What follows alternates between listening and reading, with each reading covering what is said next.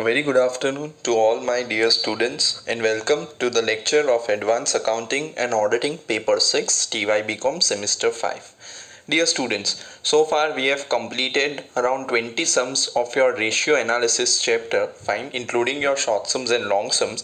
So today I wanted to complete one of the theory part of this chapter, right? That is the most important two questions which are asked in your exam repeatedly every year, right? So that questions are your advantages of ratio analysis and limitations of ratio analysis, fine. So again we'll be going through these two short notes today in detail. Again I'll provide you the notes for the same so that you can revise it and again you can work on it, fine. So we'll be beginning with the lecture and then we'll be seeing one short sum which you have to do on your own, fine. So what is it all about? We'll see what are the advantages of ratio analysis, right? Now as far as ratio analysis chapter is concerned, you all are very much clear with all the formulas and the sums which we have solved, fine. So on that basis only we'll see today many advantages and limitations of it, fine. Only two questions are asked, mind well students, so again prepare it very thoroughly.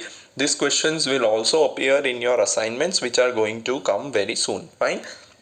So starting with the part, what is it? What are the advantages of ratio analysis, students, right? As you can see, the use of ratio was started by the banks for ascertaining the liquidity and profitability of the business for purpose of advancing loans to them, right? Now we had seen in the early lectures of our subject about the meaning of ratio analysis, the classification we did, that was on the basis of liquidity ratio, profitability ratio, activities ratio, so on and so far, right? Again we saw various types of ratios also. So the ratio analysis was first started by the banks, right? As you all know, when you go to bank for a particular loan purpose or either on the overdraft facility also, right, bank first decides your credibility, how much credit will you able to pay or not, what is your income, what is your profit. So all those things leads to basically the analysis of your ratios of your business which is calculated by the bank, right? So basically it started with the bank and then gradually it became very popular. Now every stakeholder, right, maybe it shareholder, maybe it creditors, maybe any kind of outsiders, or maybe any kind of employees are there, owners are there, management are there, managers are there. Now all of them are using ratio analysis technique, fine. So amongst your advantages, the very first you can see, students, is your profitability. The very first advantage is you can know the profitability of the business, right, from the various ratios you are having, right? We studied gross profit ratio also, we studied net profit ratio also, we studied rate of return on turnover, rate of return on investment, right, rate of return to equity shareholder.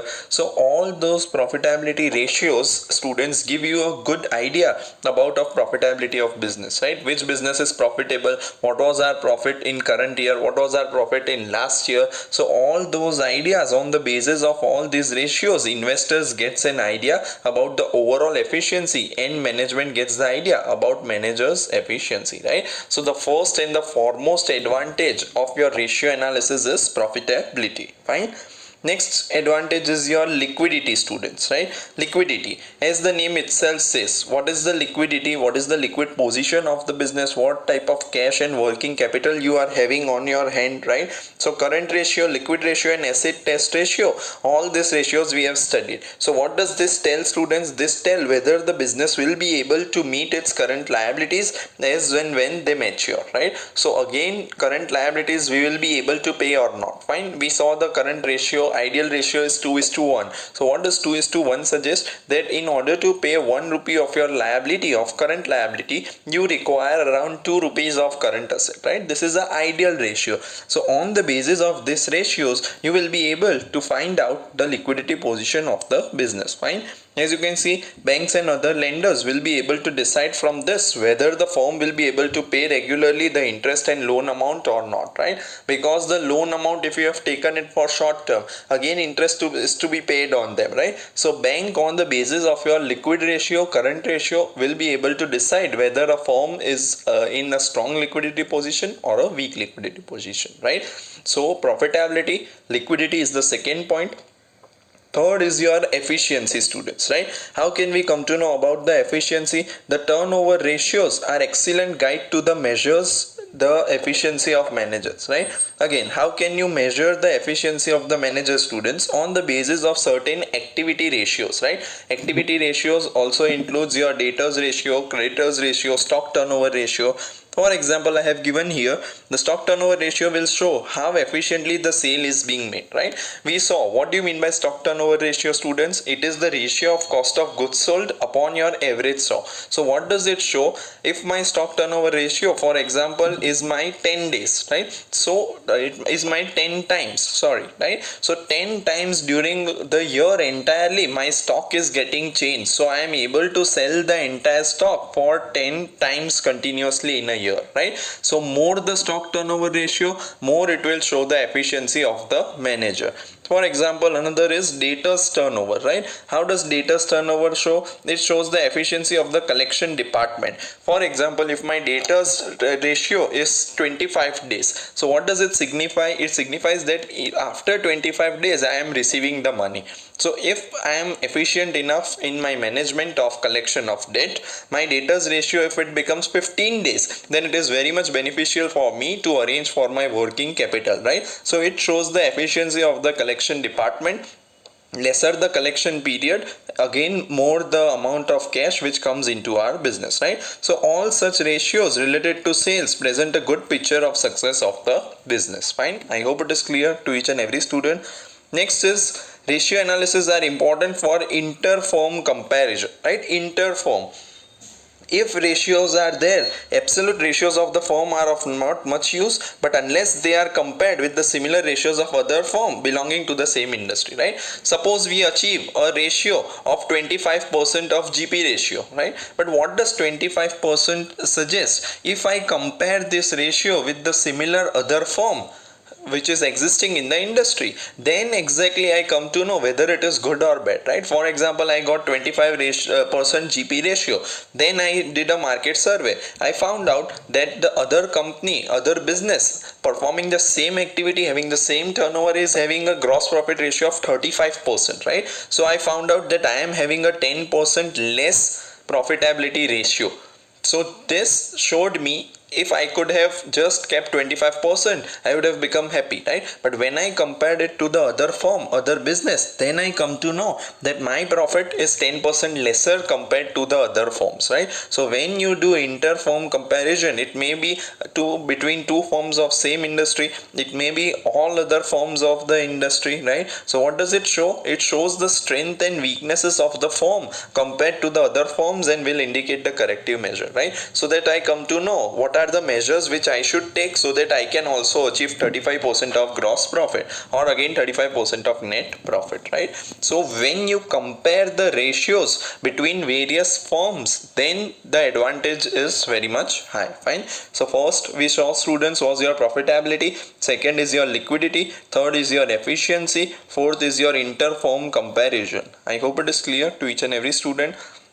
Next, it indicates the trend, right? Now what is trend? Trend is the general changes you can see over a period of time, right? It may be again 6 months, it may be again 1 year, it may be again 5 years, right? So the ratios of last 3 to 5 years will indicate the trend in the respective fields, right? So this ratios particularly show in the respective field what are the changes. Take for example, I have given here the current ratio of a firm is lower than the industry average, but if the ratios of last 5 years shows improving trend, then it is a encouraging trend for us, right? Not only ratio analysis provides information for trend analysis. Fine. So what does it mean? Suppose we are seeing a trend at present, pandemic COVID-19 is going on, right? So we see a trend that in the months of June, July and August, right, the particularly demand is continuously decreasing. So that particular ratio of your sales or your turnover will show us over a period of time that in the months of June, July and August, our sales are continuously decreasing since many years, right? So on that basis, I can decide whether to produce more or not, whether to invest more in working capital or not, right? So a trend is indicated by the ratio analysis. For example, take the example of net profit ratio. If in 2018 my net profit ratio was 25%, in 2019 due to some issues my net profit ratio becomes 20%. In this year particularly, due to this kind of situation of depression, my ratio becomes 15%, right? So what I am seeing is continuous decrease in my net profit ratio, right? So a trend is indicated by ratio analysis only, from the basis of which I can calculate. Fine. So again, it gives an idea about the trend which is going on in various fields, may be related to your sales, may be related to your profit. Next is, it is useful for budgetary control, right? Again, regular budgetary reports. What do you mean by budget, students? Budget is the statement showing you the revenue and expenses of a firm, right? It is always for the future period. Again, budget may be in various fields. It may be for related to your production. It may be related to your revenue. It may be related to your cash budget. Fine. So again, we will be studying the budgets in detail in your next semester. But those firms in which regular budgetary reports are prepared, right? So where business is used, so in that these ratios are presented, right? So it will give a fairly good idea about the various aspects of financial position of the business. Fine. If you have seen the national budget also, that is the union budget, which is presented by the finance minister of India, right? They also use particular ratios. Whatever ratios we are calculating, either related to your profit ratio, either related to your capital ratio and all, right? So all those ratios are again shown in the budget, so that the management can easily take the decision. We are studying management accounting, students, right? This is not financial accounting. So every information additional which you provide is helpful to the management, to the managers, for taking a huge decision or taking day-to-day decisions also, right? So all this is helpful even for budgetary control on the basis of various ratios. Say for example, if it is rate of return on equity capital, or say for example it is current ratio, so on the basis of that, on the basis of working capital, they can prepare the entire budget for the coming time period, right? So it is also helpful for your budgetary control. Next is, it is useful for decision making, students, right? Decision making in terms of what? This ratios guides the management in taking various decisions regarding liquidity position. The very first is liquidity position. We found out on the basis of liquid ratio, current ratio. Capital gearing, what amount of fixed interest bearing securities are there, how much is your debentures, how much is interest on that, how much is your preference capital, how much dividend is to be paid, right? Compared to your total equity capital, how much is my assets turnover, right? So what is my sales compared to that, how much are my assets? So that you need to see. What is the efficiency of each department, right? Efficiency of each department can be found out on the basis of activity ratios, we saw just now, right? So on the basis of your stock turnover ratio, debtors ratio, creditors ratio, profitability, right? Profitability means on the basis of your GP ratio, net profit ratio. All the ratios which you are having, which you are comparing actually and computing, right? All those are helpful to the managers for decision making, because every decision will be based upon this ratios only, right? I hope it is clear to each and every student, right? So in all, students, you are having 7 advantages. Remember, every year it is alternatively asked. Maybe advantages of ratio analysis is asked, or limitations of ratio analysis is asked, right? 4 marks. You can easily write down the points. You can explain it in your own words also, but the content should remain the same, right? Because the content you are having, you are now in final year, right? So that level of content is needed, and the point should also be logical according to the chapter. I hope it is clear. So what are the 7 points, students? Once again, the first was profitability, second is your liquidity, third is your efficiency, fourth is interfirm comparison, fifth is indicating the trend, sixth is it is useful for budgetary control, and the last is useful for decision making. Fine. I suppose it is clear to each and every student. Fine. Now moving on, students, to the next part of the answer, that is limitations of ratio analysis, right? Limitations, as you all know, every coin has its two sides, right? Even ratio analysis is not taken out from it. Ratio analysis also are having certain limitations, right? Now before considering the ratio analysis decisions on the basis of it, the limitations of ratio analysis should also be taken into account, right? So again, the following limitations must also be considered before taking any decisions. Amongst that, the very first you are having is single years ratios have limited utility, right? How single use ratios have limited utility? The use of ratios compared from financial statements of 1 year only is obviously limited, right? So they must be compared with the results of other business firms in the same industry also. How it can be done? Say for example, if I take an example of, again I can say, the net profit ratio, right? So suppose my net profit ratio comes to 40% for a single year, right? Say for example it is for 2019, my ratio comes to 40%.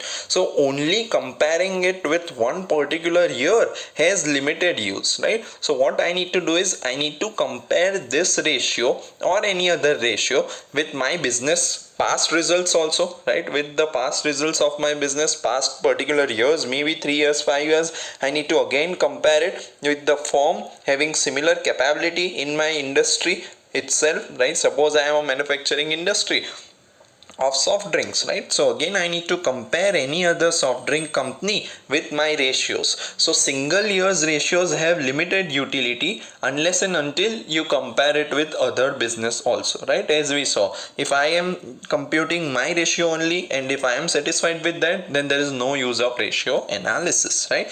The word itself says it is analysis, right? So after finding the ratio you need to do complete analysis too. Fine. Next is your other factors must be considered.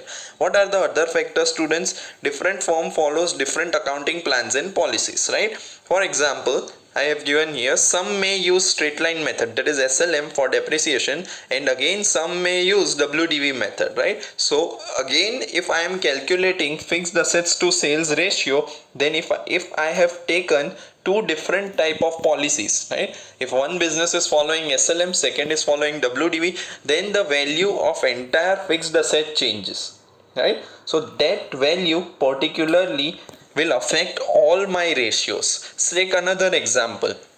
Suppose we are calculating stock turnover ratio, right? So stock turnover ratio, the value of stock may be again valued on the basis of FIFO method, LIFO method, weighted average method, again cost plus profit method. So any method which the business is following will change the value, right? So one firm, if it is following FIFO, then the value of stock will change my average stock, will change my cost of goods sold, and again will change my stock turnover ratio and every kind of ratio, right? Suppose another method, then again change. So comparison made on the basis of this changed factors can also limit the ratio analysis, right? So again we need to see which factors, whether they are same or not, whether they are on the level on which we are comparing or not. Fine. So I suppose it is clear to each and every student. Fine. Next disadvantage is your limited utility of historical ratios.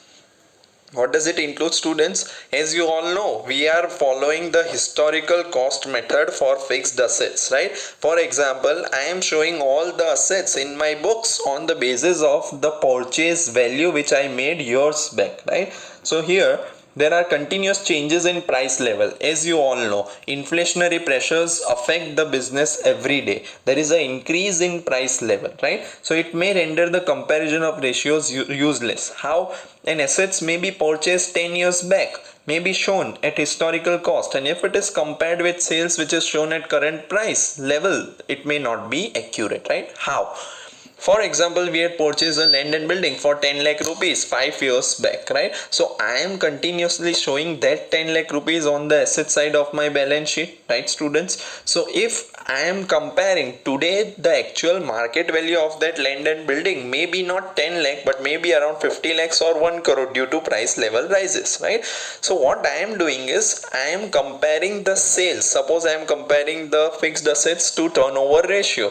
So I am comparing the sales of rupees 50 lakhs with the asset of 10 lakh which was purchased 5 years back, right? So that ratio may not be useful to me. Why? Because 50 lakhs I am comparing is the value of 16 July 2020 and I had purchased my land of 10 lakh 5 years back, right? So what I need to do is either I need to compare the sales with the actual value of the fixed assets, that is 1 crore or 50 lakhs, whatever the case is, with the actual of today's value, right? So again the historical ratios limits the utility of the various decision making.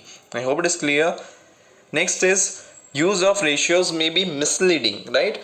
One ratio used without the reference to other may be misleading. How? If some conclusions are to be drawn, then the combined effect of few related ratios must be considered, right? Suppose I am considering one ratio, right, without any reference to other. So I am just taking into account, right, various kinds of ratios. Suppose I am comparing my current ratio with other firms' stock turnover ratio, right? So again, that is having irrelevant base with that. So one ratio should be in reference with another ratio. If I am comparing current ratio of my business, then I should also take into account liquid ratio and current ratio of the other firm, right? There is no meaning of calculating your, again we can say, turnover ratio with your equity capital, right? So again, all those things, that is use of ratios, will be misleading, fine. Next is your lack of standard ratios.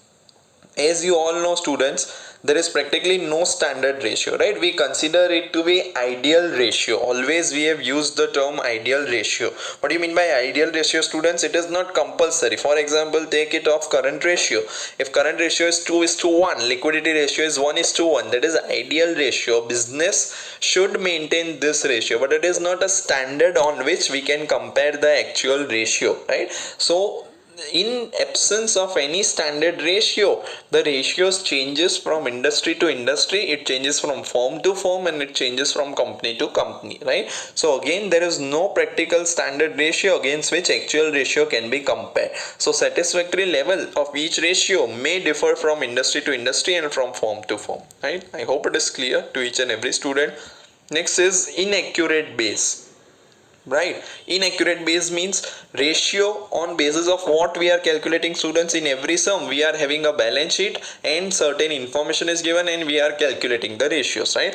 What about the accuracy of the information? What about the accuracy of the figures, right? Again, if the balance sheet is window dressing is done by the company and the figures are over capitalized or under capitalized, right? So in that case, the ratio which we have calculated will also be misleading and will be inaccurate, right? So in that case, all the information on which our ratios are based, if it is incorrect, then the base itself is incorrect, right? So inaccurate base can lead to reduction in the value of the ratios, right? So the data is, it is not accurate, the accounting ratios based on that will also be misleading. I hope it is clear, right? So far we have seen 6 disadvantages, students. The very first was single years ratio have limited utility. Second is other factors must be considered. In that I gave you the example of depreciation. Then limited utility of historical ratios. Then use of ratios may be misleading. Then lack of standard ratios and inaccurate base, right? So 6 disadvantage we have done.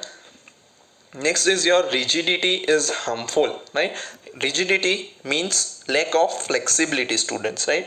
Rigidity, how it is done, we'll see. If in the use of ratios manager remains rigid and sticks to them, then it will lead to dangerous situation, right? For example, if a manager believes that current ratio should not fall below 2:1 ideal ratio, then many profitable opportunities may be foregone, right? Ratios only shows you the trend, they gives you the direction on the basis of which your decision should be made, right? But many times it takes place that many financial managers or again management accountants are rigid in their decisions, right? In order to maintain the ideal ratio of 2:1, they may forgone many opportunities, right? For example, if current asset is 2 and current liabilities is 1, if at all he is getting certain bulk order also of stock of raw materials in discount, he may not purchase it. Why? Because once you purchase your stock, again the entire current ratio may change, right? There will be no figure changes, but the working capital may change, right? So again he is getting, if it on credit, then there may be effect on it, fine. So certain rigidity, certain flexibility issues are there which makes the ratio analysis harmful, fine. Next is ratio of two irrelevant figures, right? This we had already discussed, but it is given in some other heading, right? So again, ratios must be established between related matters, as I told you, right? Comparison of your sales with your turnover, that is comparison of your current ratio with another firm's, again we can say equity capital. So ratios must be established between related matters. It is of no use if the ratios are found between two figures which have no relation with each other, right? For example, factory expenses are compared with the selling expenses. It is completely illogical, students, and will not give any useful conclusion, right? Because factory expenses are completely related to your manufacturing form. And when you are comparing it with your selling expenses, right, it does not make any sense particularly. I hope it is clear to each and every student. Fine. Any doubts in this part? So ratios of two irrelevant figures, right? So this is the ready notes which I have given you, right? Head points you can adopt. In that you can again give your examples, you can add your content, right? Again, the content should be logical according to the head points. Directly you can also learn this answer and you can practice it. For sure it comes in your exam. So out of 50 marks paper, 4 marks is this what we have covered today, right? Either of the short note is compulsory asked in your exam. It may be advantages, it may be limitations. Hope it's clear. This notes also very soon you will be getting it in Google Classroom. Apart from that, I'll also provide you all the sums which we have solved till now and few of the practice sums which I think you should practice it. Fine. Now students, we completed up till question number 17. This question is for your homework purpose, right? That is question number 18. Directly you can note this question from this lecture only. Fine, I'll not provide it in Google Classroom. This is for your homework. We'll be discussing this sum first, how you will be solving it, and in the next lecture I'll tell you the answer for it also. Fine. So what you need to do, students, is from the following data, as you can see, Sri Jignesh company, you have to find out three things, right? You have to find out, students, opening stock, closing stock, and creditors. Fine. What information is given? Sales is given 5 lakh rupees. GP ratio is given 35%. Stock turnover ratio is 2.5 times. Working days are given 350 and creditors ratio is given 140 days, right? So on the basis of this 5 information and one additional information, that is opening stock is more by 6,000 rupees than closing stock. This is VNSU 2013. You need to find out these three things. Fine. How you will move ahead, that I'll discuss with you right now. Then it is your homework. You need to complete it. Fine. Here, students, how can you do it, right? First of all, on the basis of your this information, opening stock is more by 6,000 than closing stock, that you will find out. First of all, how you can do it? Assume anyone as X, right? So we assume always whichever is less or higher. So I'll assume closing stock as X. So my opening stock will become 6,000 more than X, right? So X plus 6,000. I hope it is clear to each and everyone, right? So what will be my opening stock? Opening stock will be X plus 6,000. Closing stock will be X. So I can find out average stock out of it. So average stock is opening plus closing divided by 2. Whatever value you will be getting, that will be for average stock, right? Again, it will be in equation form only you will be getting, because no absolute value is given. Now I am having the answer of your stock turnover ratio, right? So stock turnover ratio is 2.5 times. So stock turnover ratio you can find out, right? But before that, you are not having any other information, right? You are having it? No, you are not having it, right? So on the basis of your stock turnover ratio, you will find out again the cost of goods sold also, right? So again, on the basis of your cost of goods sold, you will be able to find out the value of your opening stock and your closing stock. I hope it is clear. How you can find out cost of goods sold, students? Again, that is a matter which is very much clear to all. Sales minus GP ratio is given to you, students, right? So sales 5 lakh minus GP ratio 35%, if you do, you will get the answer of cost of goods sold. From the formula of cost of goods sold, opening plus purchase minus closing stock, you will be getting the value of purchases, right? I hope it is clear to each one of you. Now so far you will get the answer of opening stock, closing stock and purchases, right? That will help you out to find out the creditors also, right? Creditors, how you can find out? On the basis of creditors ratio 140 days, which is given to you. Hope it's clear to each and every student, right? The answers, we have discussed the entire sum, that is more than enough. You can quickly solve it, right? The sum is in front of you. I'll give you 15 seconds to note down the sum if you want. Then I'll tell you the next again answer in the next lecture, students, right?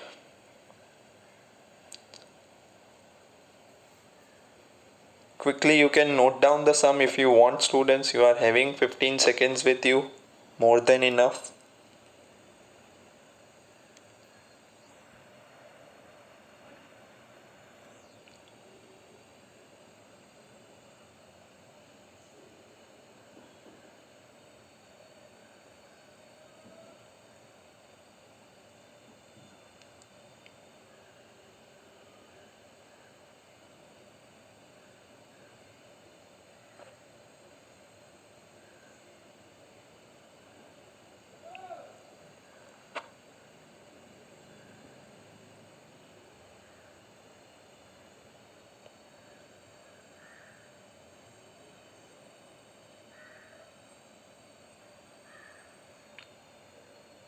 I hope it is done.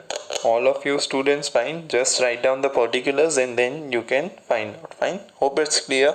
Okay. So this is the last sum of our lecture, students. Then I'll provide you the practice questions. Again, the solution of that question, that is the answers, I'll provide in the next to next week, right? So you will get 7 days to solve all the sums. Any doubts, any queries, you can put up in your Google Classroom any point of time. We are here to help you out, students. Fine. So I suppose you all are clear with the chapter of ratio analysis. Once we complete this, I have also done the theory part of it. You can practice this at your home. Fine. Then from the next week onwards, we'll start with the next chapter of your syllabus. Fine. So again, have a good day ahead, students. Thank you for your patient listening. Have a nice day and take care of yourself. Fine. See you in the next lecture, students. This is Professor Shaurya Shah teaching you Advanced Accounting and Auditing Paper 6.